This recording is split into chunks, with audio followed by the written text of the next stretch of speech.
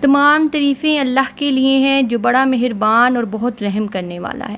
آج ہم بات کریں گے سورۃ ابراہیم آیت نمبر 48، جس میں اللہ پاک فرماتے ہیں یوما، جس دن تبدل الارض، بدل دی جائے گی زمین، غیر الارض، اور زمین سے، والسماوات، اور آسمان۔ اللہ پاک اس دن زمین اور آسمان کو بدل دے گا۔ اللہ پاک اس کی ظاہری شکل کو بدل دے گا۔ مثال کے طور پر ہمارے پاس ایک کپڑا نیلے رنگ کا ہو اور ہم اس کو کلر کر کے کالے رنگ کا کر لیں تو مطلب کپڑا ہمارے پاس وہی ہوگا، لیکن ہم کیا کریں گے کہ اس کی ظاہری شکل کو بدلتے ہیں۔ اسی طرح اللہ تعالیٰ اس زمین کی ظاہری شکل کو بدلیں گے، زمین یہی ہوگی، اور آسمان کو بھی اس کی ظاہری شکلیں بدلی جائیں گی۔ جب سور پہلی دفعہ پھونکا جائے گا تو زمین پر کیا تبدیلیاں آئیں گی؟ تارے جھٹ جائیں گے، چاند بے نور ہو جائے گا، اور سمندروں میں آگ اگلے گی، اور زمین پر سخت زلزلے آئیں گے، جس سے زمین پر جتنا کچھ ہے سب گر جائے گا، سب ختم ہو جائے گا، سب بجھ جائے گا۔ اور جب دوسری دفعہ سور پھونکا جائے گا تو تب زمین پر کیا تبدیلیاں آئیں گی؟ تب زمین چادر کی طرح بچھا دی جائے گی، ایک چٹیل میدان، کوئی سلوٹ نہیں، کوئی ٹیڑھا پن نہیں۔ آپ سوچئے کہ اس ہجوم میں آپ کہاں کھڑے ہوں گے؟ وَبَرَزُوا، اور وہ کھڑے ہوں گے، للہ، اللہ کے آگے، واحدی، واحد، قہار، زبردست، قہر والا۔ وَبَرَزُوا مطلب کہ گمنامی کے بعد ظاہر ہونا، کسی کے گمنامی کے بعد۔ ہماری گمنامی کیا ہے؟ انسان کی گمنامی اس کی قبر۔ ہم دنیا میں خوب مشہور ہونا چاہتے ہیں، شہرت، عزت، پیسہ، سب کچھ چاہتے ہیں۔ ہر شخص چاہتا ہے کہ میرا نام سب سے بڑا ہو، میرا رتبہ، میرا عہدہ سب سے بڑا ہو، لیکن ایسے رتبے اور ایسے عہدے کا کیا فائدہ کہ ہمارے قبر میں جانے کے بعد ہماری اگلی نسل کو یہ بھی نہ پتہ ہو کہ ہماری کون سی قبر ہے۔ اور اس گمنامی کے بعد دوبارہ ہم کھڑے ہوں گے اپنے رب کے حضور، اس واحد یکتا ایک کے سامنے، قہار، ایسا زبردست کہ جس کے سامنے، جس کے مقابلے میں سب ذلیل ہو جائیں گے۔ وَتَرَا، اور تو دیکھے گا، مجرمین، مجرم کو، یومئذ، اس دن، تو دیکھے گا اس دن مجرموں کو، مقرنین، جکڑے ہوئے، فی الاصفاد، زنجیروں میں۔ اس دن تو دیکھے گا کہ جو ظالم ہے، جو مجرم ہے، جو نافرمان ہے، وہ کیسے زنجیروں میں جکڑے ہوئے ہوں گے۔ مطلب کہ ان کے ہاتھ پاؤں اللہ تعالیٰ زنجیروں سے باندھ دیں گے، یا پھر ان کو آپس میں ملا کر ایک دوسرے سے جوڑ کر زنجیروں میں جکڑ دیں گے۔ آپس میں مطلب کہ وہ لوگ جو خود بھی ظالم ہیں، خود بھی نافرمان ہیں، اور آگے سے ان کے ساتھی بھی ایسے، اللہ تعالیٰ ان کو اور ان کے ساتھیوں سمیت اس زنجیر میں جکڑ کر جہنم میں ڈال دیں گے۔ دنیا میں جب ہمیں گرمی لگتی ہے تو ہم کیسے دوسروں سے کہتے ہیں کہ دور ہٹ جاؤ، دور ہٹ جاؤ، ہمارے قریب نہ آؤ، بہت گرمی ہے۔ آپ یہ سوچیں کہ ایک تو جہنم تنگ جگہ، وہاں پہ تنگ جگہ بھی ہوگی، اور اوپر سے ایک دوسرے کے ساتھ ملے ہوئے اور زنجیروں میں جکڑے ہوئے۔ حدیث پاک میں آتا ہے کہ 70 ہاتھ لمبی زنجیر ہوگی جس میں وہ جکڑے ہوئے ہوں گے۔ اللہم اجرنی من النار، اللہم اجرنی من النار، اللہم اجرنی من النار۔ اللہ تعالیٰ ہم سب کو جہنم کی آگ سے بچائے اور ہمیں اس کا فرما بردار بنا دے، اس رب کا جس نے ہمیں اتنی نعمتیں عطا کی، ہمیں زندگی جیسی نعمت بخشی۔ سرابیلہم، اور ان کے کرتے، ان کے لباس، ان کے کپڑے، من قطران، گندک، وتغشا، اور ڈھانپ لے گی ان کے چہروں کو آگ۔ جو ان کے لباس ہوں گے، ان کے کپڑے ہوں گے، وہ تارکول، گندک تارکول کے ہوں گے، جو آگ کو خود بخود پک کرے گی، آگ اس کی طرف کھینچی چلی جائے گی، اور جب آگ اس کو لگے گی تو اس کے کپڑے اور وہ آگ اس کو ایسے چپکے گی کہ چہرے تک ان کی ذلت چھائی ہوگی اور ان کے چہروں کو ڈھانپ لے گی۔ مطلب کہ چاروں طرف سے آگ ان کو ایسے گھیرے گی کہ وہ نظر بھی نہیں آئیں گے، ان کے چہرے، ان کی پیٹھیں، سب چھپ جائے گا۔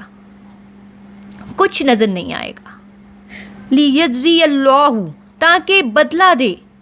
یہ سب اس لیے ہوگا کہ اللہ تعالیٰ بدلہ دے ان لوگوں کو، کل نفس، ہر جان کو، ما کسبت، جو انہوں نے کمایا۔ یہ سب جو ہم اوپر پڑھ کے آ رہے ہیں، یہ سب اس لیے ہوگا کہ جن لوگوں نے اچھے کام کیے اللہ پاک ان کی اچھائیوں کے بدلے دے انہیں۔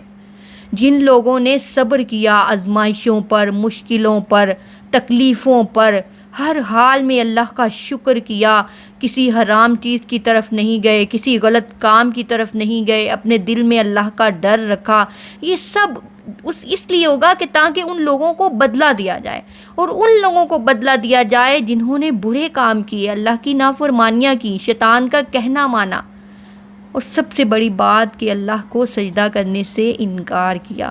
ہم منہ سے اللہ کو انکار نہیں کرتے، لیکن ہم عمل سے کرتے ہیں۔ ہزاروں نہیں، لاکھوں لوگ ایسے ہیں، کروڑوں لوگ ایسے ہیں جو سجدہ نہیں کرتے، اس نماز چھوڑنے کو ایک معمولی بات سمجھتے ہیں، لیکن نہیں، یہ چھوٹی بات نہیں ہے۔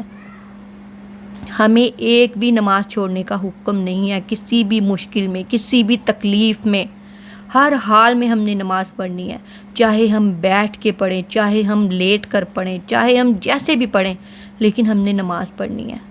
ان اللہ، بے شک اللہ، سریع الحساب، جلد حساب لینے والا ہے۔ حساب کے دن کو دور نہ سمجھو، اللہ تعالیٰ ان قریب تمہیں پکڑے گا، ان قریب تم سے حساب لینے والا ہے، تو ڈرو اس دن سے جب ہم اپنے رب کے سامنے کھڑے ہوں گے، اور جو ڈر گئے وہی کامیاب ہیں، وہی فلاح پانے والے ہیں۔ حاذا، یہ بلاغن، پہنچا دینا ہے، للناسی، لوگوں کے لیے، لوگوں تک، وَلِيُنذَرُوا، تاکہ وہ ڈرائے جائیں بھی ہی اس سے۔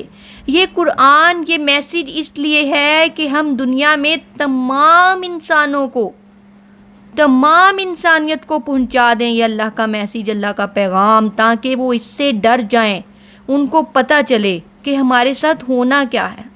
آپ بتائیں کتنے مسلمان اس کو جانتے ہیں؟ باقی لوگوں کو چھوڑیں، ہم مسلمانوں کی بات کرتے ہیں، کتنے مسلمان اس میسیج کو پڑھ چکے ہیں، یا کتنے مسلمان اس کو جانتے ہیں؟ کبھی ہم نے کوشش کی کہ ہم ترجمے کے ساتھ قرآن پاک پڑھیں اور اپنی اولادوں کو پڑھائیں؟ کتنے لوگ اس پر عمل کر رہے ہیں؟ تو اللہ پاک کہہ رہے ہیں کہ یہ قرآن، یہ میسیج اس لیے ہے کہ تاکہ اس سے لوگ ڈر جائیں، اور اللہ تعالیٰ سے ڈر کے، جہنم کی آگ سے ڈر کے اس کے فرما بردار بن جائیں۔ وَلِيَعْلَمُوا، تاکہ وہ جان لیں، انما، کہ اس کے سوا نہیں، ہوا وہ، الہ، معبود، واحد، واحد، ایک، کہ سب لوگ جان لیں کہ یہ ایک معبود یکتا، اس کی طرف سے یہ پیغام ہے، اس کو ایک ماننا، اس کا کوئی شریک نہیں۔ یہ کافی نہیں، بلکہ یہ بھی ساتھ میں ماننا ہوگا کہ ہمارا جینا مرنا، ہمارے نفع نقصان کا مالک، ہم ہر مشکل میں اس سے مدد مانگیں، جتنی بھی مشکلات آئیں مدد صرف اسی سے مانگیں، ہمارا سب کچھ صرف اسی کے لیے ہو۔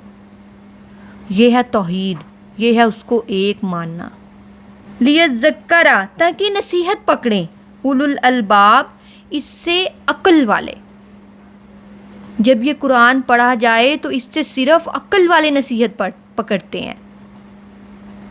جو لوگ اپنی عقلوں کو استعمال نہیں کرتے، ان کے سامنے جتنا بھی قرآن پڑھ لو، جتنا بھی ان کو سمجھا لو، ان کے دل میں بات نہیں بیٹھتی، کیونکہ ان کی عقلیں مری ہوئی ہوتی ہیں۔ اور جتنے بھی ذہین لوگ ہیں وہ کیا کر رہے ہیں؟ دنیا کی ڈگری، دنیا کا پیسہ، دنیا کی تعلیم، دنیا کی شہرت، سب کچھ دنیا کے لیے کر رہے ہیں۔ ہم ایک ڈگری حاصل کرنے کے لیے، ایک کامیاب شخص بننے کے لیے کتنی محنت کرتے ہیں، اور بنتے بھی ہیں۔ کس لیے؟ دنیا کے لیے۔ ہم اپنی آخرت کے لیے کیا کر رہے ہیں؟